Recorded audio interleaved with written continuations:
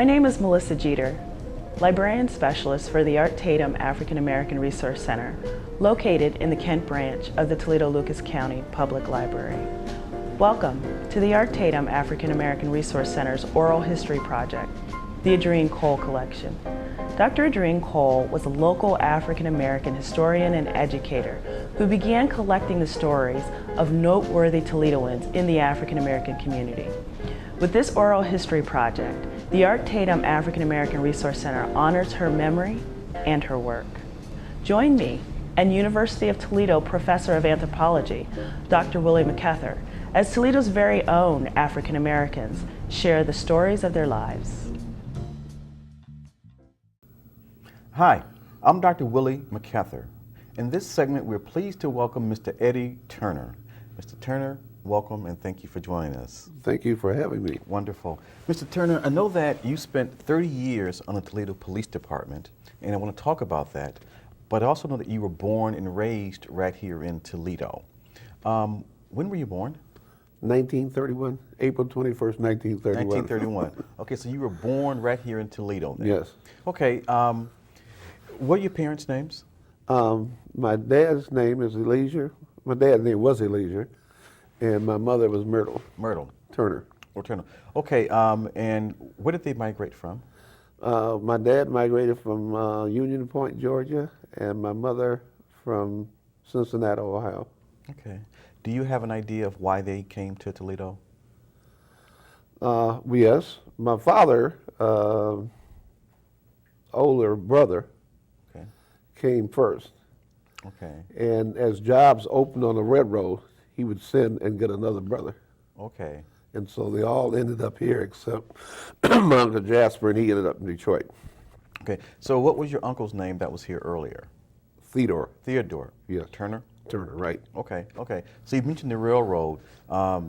Did they all work for the railroad here in Toledo? Yes. Mm-hmm. Okay. And what company was that? My Uncle Theodore worked for the Pennsylvania Railroad. My Uncle Doc worked for the Baltimore and Ohio Railroad. My dad worked for New York Central. Okay. Okay. My grandfather worked for Baltimore and Ohio.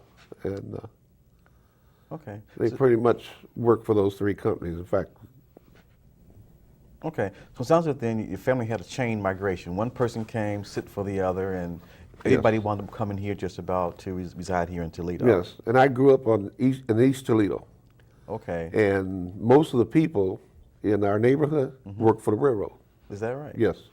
Okay, okay. So it was kind of convenient for people to get to work then in that regard? Yes. Okay, good. Now, what kind of work did your mother do?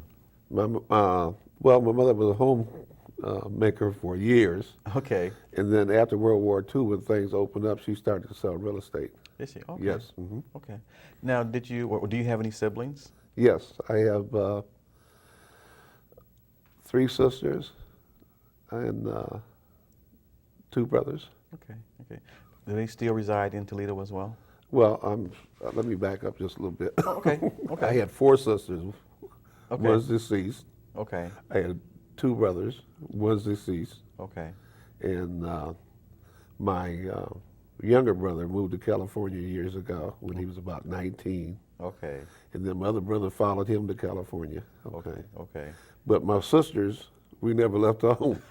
We never left home. So Toledo's still everybody's home then, Yes, in, right. in that regard. Yes. Okay, so then as you're growing up in Toledo, what schools did you attend here? Wade High School. Is it Wade? It's in Wade. Wade. It's in East Toledo. Okay. Yes. Hmm. Okay, and is that elementary school then? No, that was high school. High Well, school. I attended Navarre Elementary School. Okay, then middle school would have been, We didn't have middle schools. At so that it was time. just then Not- elementary? Not in our neighborhood. You went one K through 8, and then right into high school. Okay, then in high school. Yes. Okay, okay. So as you're growing up here in Toledo, did church play an important part of your life? Yes. In fact, I attended Macedonian Baptist Church. In the neighborhood that I grew up in, there was only 3 blocks where blacks could live. Okay. Okay. The okay. church was in one of those blocks. Okay. So the church was our recreation center. It was everything. We all attended church, Okay. regardless of What? You attended church. So it sounds as if then attending church wasn't an option for you. Was an option, right? In fact, especially on Sunday, there was Sunday school, regular service, BYPU, Sunshine Band. I mean, you did it all, okay? So then church was not just a spiritual place, it was a social place as well then, is that true? Yes, that's where we played our football, shot marbles, or whatever it was. We did it on the church grounds. On church grounds. Mm-hmm. Okay, good. Okay, what did you do after high school? After high school, I attended Findlay College in 1951. I was drafted into the Army during the Korean conflict. Okay. Spent 2 years. Okay. I returned to Findlay College and earned the BA in sociology in 1957. Okay. 1959 is when I joined the police department. So, yes. Okay, let's go back a little bit. You served in the Korean War, and I want to just talk a little about that for just a little bit. What was that experience like, especially in terms of, were troops still segregated or units still segregated still? Yes. I did my basic training at Edrene Proving Ground, Okay, and it was in an all-black unit. okay, And when we left the base, if you walked off the base, there was a restaurant, the Edison restaurant. Never shall forget it. We couldn't eat there. really? Black soldiers couldn't eat there? Black folks could not eat there. Even if you were in uniform, does that No, matter? black soldiers could not eat there. I know it's been a number of years, but how could that have made you feel? At the time, you really didn't think about it. What I'm saying, you just accepted it. You really didn't get into that. Okay. Okay. Okay. But I know that was a time and period where throughout the United States, there was widespread discrimination, and there were just places black folk just couldn't go. Right. And that was one of them, and being in a uniform didn't matter. Exactly. Okay. Let's come back to Toledo. Let me sort of back up a little bit. As you're growing up in Toledo, what kinds of things did you do socially? What kind of games did you play? Well, I played football myself. I Okay. mean, I played football at Wade High School. Okay. I was a decent football player.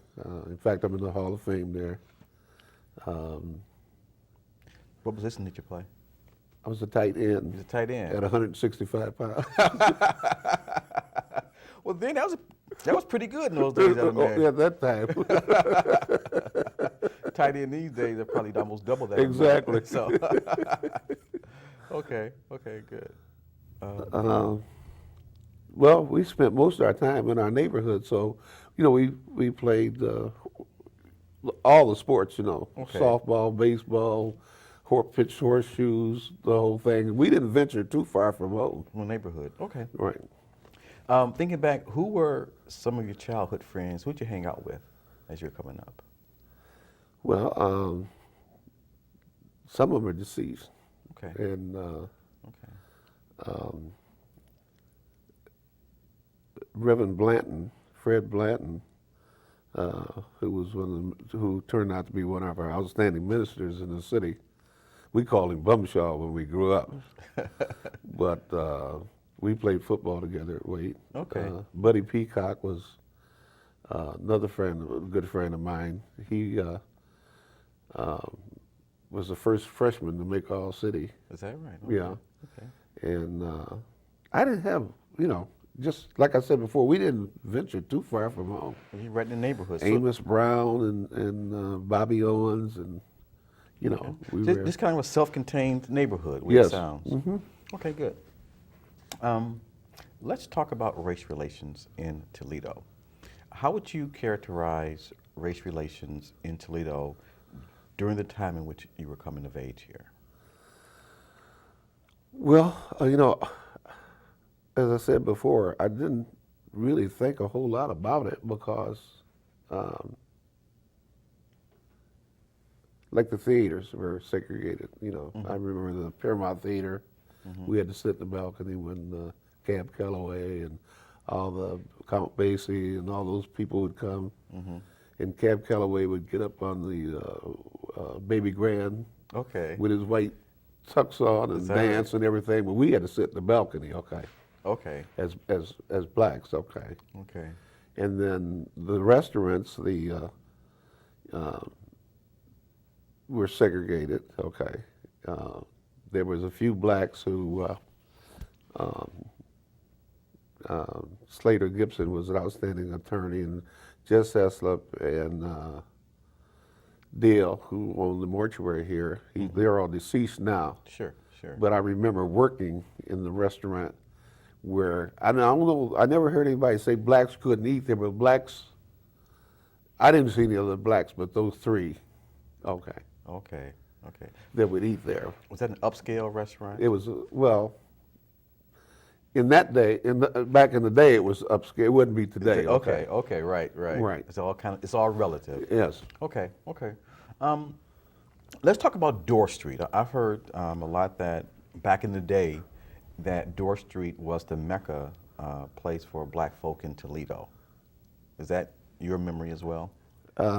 No. Because when I first joined the police department in 1959, it was Indiana Avenue. Okay. And of course, we had the Frederick Douglass Community Center, which was on Pinewood, but it was at one end of Indiana also. And then we had I refer to as 444 Indiana, because that's where we get the calls. We come over the police radio. But it was Stanley's Hamburger. And that's where all the kids would congregate after any dances there weren't that many places to go, you have to remember. Okay. So after the dances, they would all congregate there, okay. Okay. Then across the street, there was the M&L, which was a bar, okay. Okay. And next door to that was Johnny Spencer had a hotel. Okay. And then as you move further up the block, there was a Collingwood.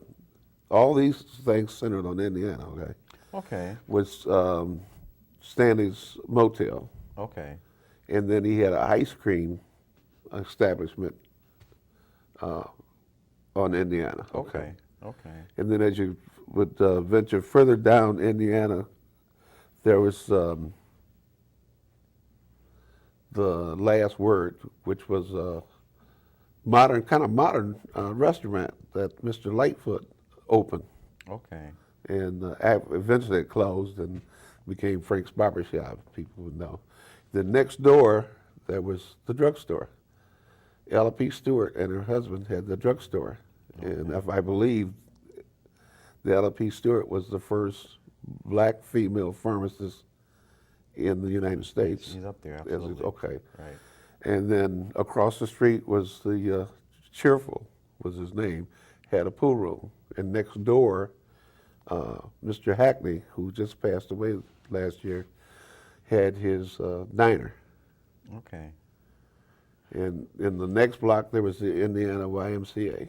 Okay. Okay. So it sounds like you're saying that this activity or these businesses were in place before the height of Dorr Street or at the same time as Dorr Street? Well, before. Okay. See, Dorr Street didn't become really popular. I mean, there were businesses on Dorr Street, but didn't become popular until blacks could move past Hawley Street. Okay. In fact, in the 1300 block, Mr. Alexander, who opened a restaurant in the same building we were talking about, Ella P. Stewart, he opened a restaurant in there after the drugstore closed. He moved. Before he moved into that building, he tried to open a restaurant in the 1300 block of Dorr Street, and the whites didn't like it. Okay. So he had to close down. So then it sounds like you're saying then Dorr Street became popular when black folk could move to different parts of the city. Yeah, well, they could move past Hawley, but only so far, because all that was Polish neighborhood west of Hawley. Okay, so then sort of help me to understand then what pockets, what areas of the city did black people live in predominantly? Okay, the majority of blacks lived in the, I call it Indiana Avenue area, okay, the Dorr Street area. Okay. But then you had the blacks in Rossford, Ohio, which is right outside of the city. Had a small population of blacks. Where I lived, they call Yondota. You had a small population, 3 blocks, okay. Okay. Then there was East Broadway, and these are how they were identified during those days. Really? Okay. Okay. There was a small population of blacks. Then there was Front Street. Okay. There was a small, 2 or 3 blocks of blacks, okay. Okay. And then there was Stickney, same thing. And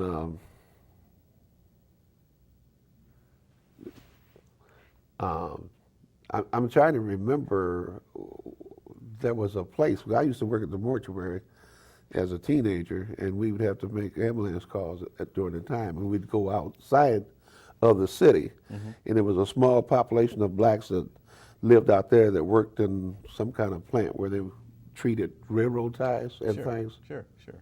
And So let me ask you this: do you think that black people then sort of self-segregated, or because there were boundaries or things that didn't allow them to move there were beyond? boundaries. There were boundaries. You just couldn't move there. I mean, they would not sell you a home there. I had that experience after I joined the police department, and like I told you, my mom was in real estate, and I tried to purchase a house. It was off of Dorr Street, but it was quite a ways out Dorr Street. And the bank said that the bank would not let me have the money because they said I was they called it I was overloaded. I had, me. Right. But then I turned around and bought another building on City Park and the Trail that cost more than the building on Waverly, and the bank let me have the money. So then they didn't want you to live. There was redlining. It was okay. redlining. Yeah, right. Wow. Okay. So then there was either overt or covert discrimination. Exactly. In Toledo. Let me go back a little bit. You talked about some of the jobs you had as you were coming up. Sort of walk me through some of the places that you worked as you lived in Toledo. Well, my first job was in 1944. That was during the war, and all the men were off to war, okay? Okay. So I was a busboy, Okay. and I worked there 5 years Okay. And what after school. Okay. This was where? Grace Smith's Cafeteria. Grace Smith Cafeteria. Right. Okay. Made 50 cents an hour in 44. Is that pretty good money? When I then? left in 49, I was still making 50 cents an hour. So 4 years you got no. Okay. So You did what you had to do. Yeah. yes, exactly. Okay. Okay. And then I worked at the Ordnance Depot, Okay. and I worked construction. Okay. Because when I went to school, there were 2 gentlemen in our neighborhood that were business agents for Local 500 construction. And so they kind of took care of me. One of them, Councilman Copeland, and then Fred Beard, and they made sure when I'd come home in the summertime that I'd had a job. You have a job. Yeah. Okay. Okay. Good. Okay. Let's move forward a little bit and talk about your career on the Toledo Police Department. How'd that come about? I mean, as a child, did you have dreams of becoming a police officer as a child? Not really. I think I was laid off from work because I was working for Esther Williams Swimming Pool at the time. Okay. And that's when the swimming pools, what they call prefabricated swimming pools. Okay. Right. Okay. And I got laid off. So you had, in order to draw unemployment, you had to take the police test or take any test or report someplace on your Okay. each week that you were seeking employment. Right. Okay. Okay. So I was fortunate enough to pass the test, and when they hired, in our class we had 50. There was 50 in our class, and 2 blacks out of that 50. Really. Now, as best you can tell, when you were hired on initially in 1959, how many other African American police officers were there? Well, there was 15, because we counted them, because I was 16, and Eddie Shy, he's deceased now, my partner, he was 17, or he was 16, I was 17, we don't know. Okay. So then that means that you were either, sort of chronological, the sort of 16th and 17th African American officers total, or just on the force at that time? At that time. There were others that I heard stories about, that was on the department, but they were deceased or before I got on. Okay. So then, as you were sort of going through the academy, what was that experience like? As the two, did you sense? Do you think you were treated any differently because of you were African American? No, nothing other than like typical, during that day, typical white folks. They how I want to say this so it'll come out right, but sometimes I felt like white folks felt like they could say anything to you that they wanted to say to you. Sure. Oh yeah, I understand that. And I remember one time we were on the range, and so I think I missed my target completely, and Eddie missed his completely. And Major Ross said over the loudspeaker, "You and Turner will have everybody running down Indiana Avenue." Because that's a black. That's kind of Yeah. Yeah. Okay. What was the interview process like when you were hired by the department? Well, one of the questions, and this stuck, Captain Gladwell, one of the questions asked, "Do you like white women?" And they would ask that of all the black officers during that time. What's the significance of that in an interview? Well, during that time, it wasn't very popular to be caught with a white woman, even in Toledo. Right. I mean, my point being, that seems relatively inappropriate question. Exactly. To ask someone in a job interview. Exactly. Naturally, during that time, I wanted the job. I said no. You know what I mean? But what I'm trying to say, that was, in Toledo, that was, I can remember there was a black guy in our neighborhood said something or looked at somebody white or something like that, and we were afraid. We couldn't go out of our doors for 2 or 3 weeks. I mean, they were patrolling the neighborhood. That happened right here in Toledo. Did it really? Yes. Wow. Okay, interesting. So now, as you are on your 30-year career and as you are serving this community, yes. Were there ever any instances where you'd go to a call or people didn't want you to serve them because you were black?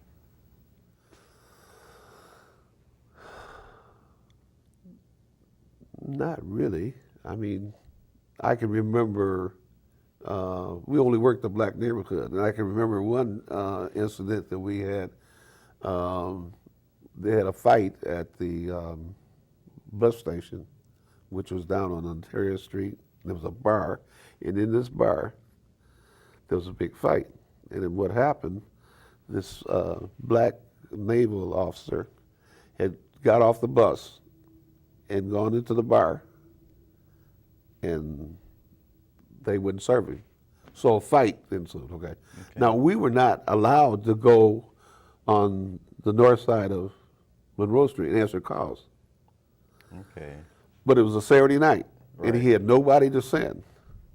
So they sent myself and Marvin Reeves, and we got there. Naturally, that we saw our black brother, you know what I mean? So we pitched in and started helping him. And as soon as they released some crews to come there, they just told us to go back in service, okay? Really? And we didn't hear any more about it. We didn't have to make out any reports or anything. Okay, but let me make sure you said that you served sort of the black neighborhoods. Yes. Was that to say that the black police officers were assigned specifically to black neighborhoods? Yes. Right. The only black neighborhood, which was, like I said, were predominantly black, was Indiana, Door Street in there. That's where we worked, right? Okay, okay. In fact, I lived, in 1950, we moved off the east side, and I lived in the 1100 block of Woodland. And our boundary was the 1000 block. We couldn't go past the 1000 block of Woodland. So I couldn't even go to my mother's house, okay, and father's house, which was just 5 or 6 houses off the corner of Hawley. So then, I'm only assuming then there was a sense that because you were black, you were best suited to protect black people and not suited to serve and protect white people. I mean, am I implying too much there? Right, because they had white officers that worked in the black neighborhoods. But no You know black, what I'm saying? but no black officers. But no black officers worked in the white neighborhoods. Okay. Okay, so Yeah, that's how it was. I mean, that's yeah, right. that's how it was. Okay, okay. And so, again, so you spent 30 years. When did you retire from the police department? In 89, 1989. 1989, I was in charge of the check unit. And I had no problems then because things had changed. My commander, Deputy Chief Jackson, was black. Okay. And I broke him in when he came on the department. So he took care of me. Let me go back and ask you this though. So, how difficult then was it for black police officers to move up the ranks? I mean, because if you started off as an officer, how difficult was it to take exams and to elevate? Good question. Before affirmative action, there was no chance.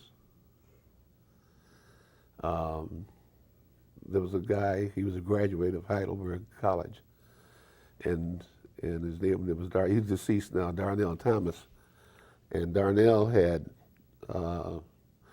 taken a test. He finished 7th or 8th, and during that time, wherever you finish, they just promote 1, 2, 3, 4, 5, 6. Mm-hmm. They would get up to number 6. That would be it. And they let that list sit there and expire. Take for 2 years. Really? And expire before they give another. That had to happen to him twice.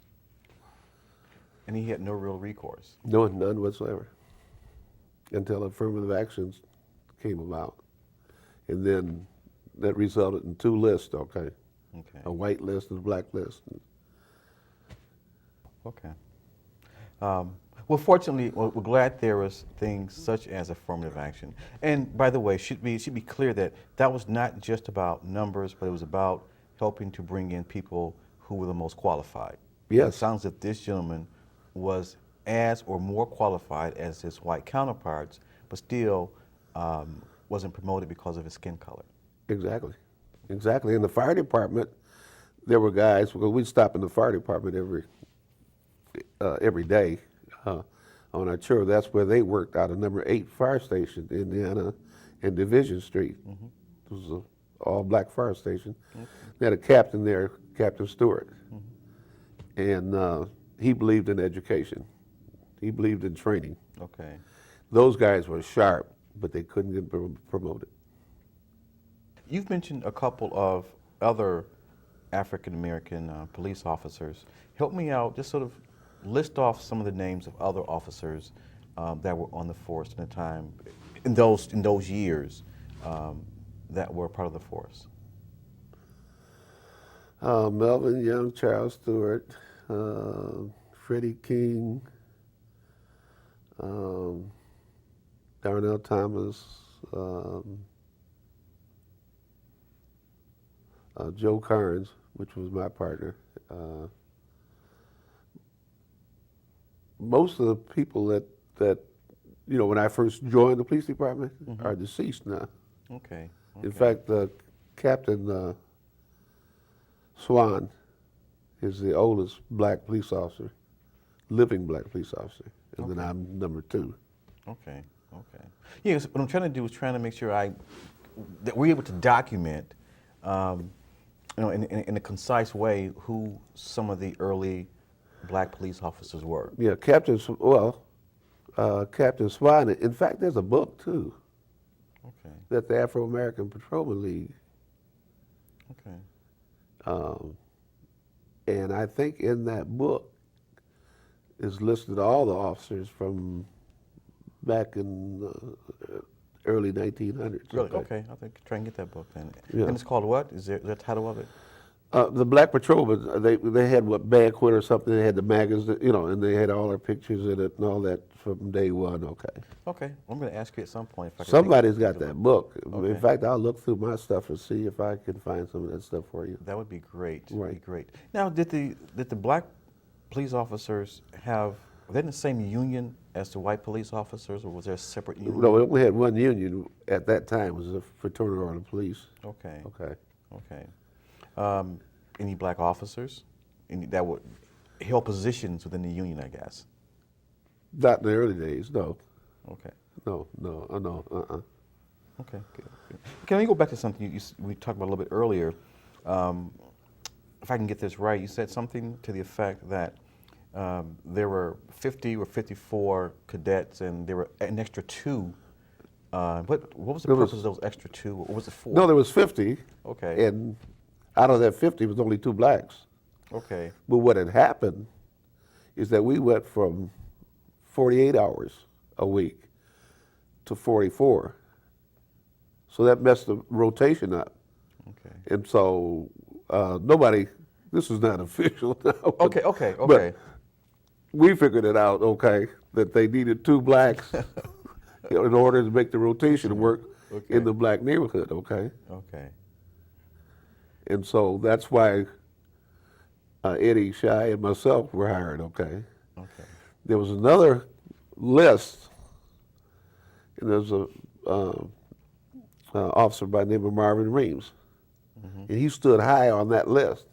He had to wait 6 months before he got hired, and he should have been in our class. Is the point I'm making. Okay, gotcha. Okay. Marvin had to wait 6 months to get hired in the next class. Okay. So I do understand that's unofficial, but that's just sort of your account of it. Yes, exactly. Okay, gotcha. Okay, Mr. Turner, I want to switch gears just a little bit and talk about your personal life a little. Are you married? Do you have any children? Yes, I'm married to Jacqueline Turner, my beautiful wife. Okay. Now, is she from Toledo originally as well? No, she's from Arkansas. Arkansas. From Little Rock, Arkansas. Okay. She came here to get her master's in counseling, and she went back to Kansas City where she had been teaching, and then they offered her a job here, and it just so happened I was stationed in this school. Okay. Woodward High School. Okay. And I had to bribe some of the girls, black girls there at the school, with ice cream, put a good word in for me. And so took me a long time to get her to date me, but I had a date with her at her Christmas party at Woodward High School in December, and we got married the following June. So is that right? So things worked out then. Things worked out. And you've been married for how long now then? 36 years, be 37 years next month. Wow. Yeah. Okay, Mr. Turner, as we begin to wrap up here, is there anything else that we have not talked about that's worth mentioning at this point? Well, the church.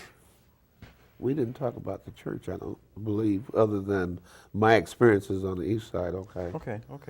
And like I said, at that time I went to Macedonian Baptist Church. And then when we moved, I went to Friendship, but I think the church played an important role, in the black community. Okay. And so most of the people that I came in contact with, I met through the church first. Okay. Before I joined the police department. Okay. And I think that's still true today. Okay. But do you think that the black church has an important role in the community? Yes.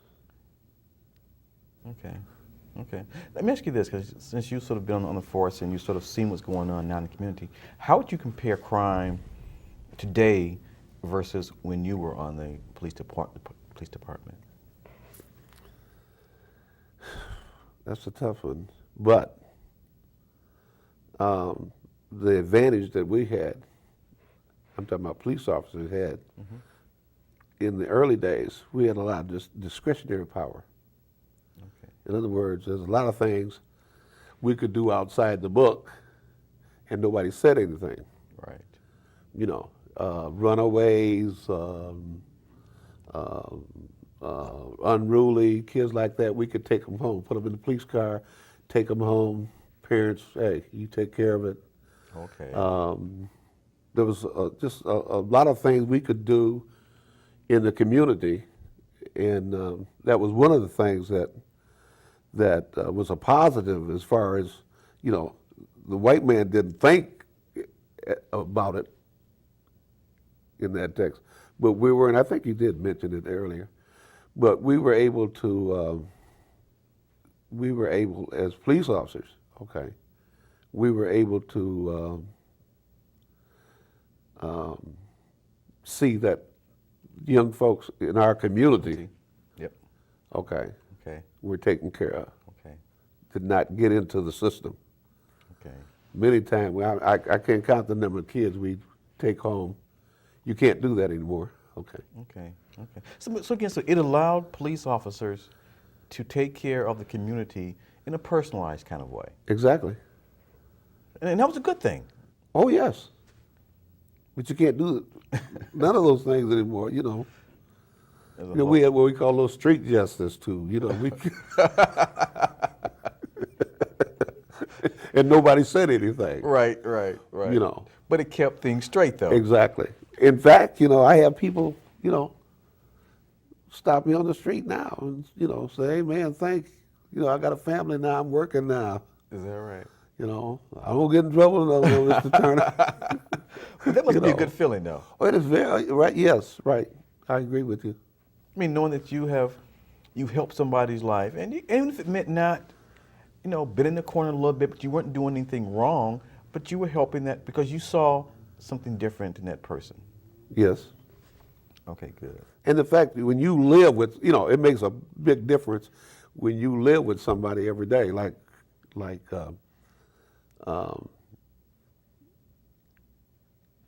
I said, I lived in the neighborhood where I policed. Right. So that changed your attitude a little bit too, because, you know, like, where you gonna go when you get off? You know, Yeah. you know, but it makes sense, you know what I mean? Yeah. I mean, you can be tough but be fair. Yes. Being tough and fair. But let me ask you something that we didn't, because when I'm thinking about now, when you sort of ticked off the list of early police officers, I didn't hear the mention of any females. When did we begin to see African American females? There were African American police officers when I got on the department. Females. Nina Hunt Okay. and Dorothy Brown. Okay. Yes. So there were several females there as well. Yes. Okay. Do you know if they're still around or not? They're both deceased. Both deceased. Okay. Good. Okay. Good. Mr. Turner, again, I think that thanks for coming in, first of all. Much appreciate you taking the time out of your busy schedule to come in and have this conversation. And the community it's been enriched because of people like you making a difference in the lives of African Americans in Toledo. And I personally want to say thank you for making the sacrifice that you've made in this community. So again, thank you, appreciate it. Well, I certainly appreciate it, and I certainly appreciate you doing this for Edrene Cole too. Absolutely. For me, it's just a pleasure. Just a pleasure. So good. Thank you.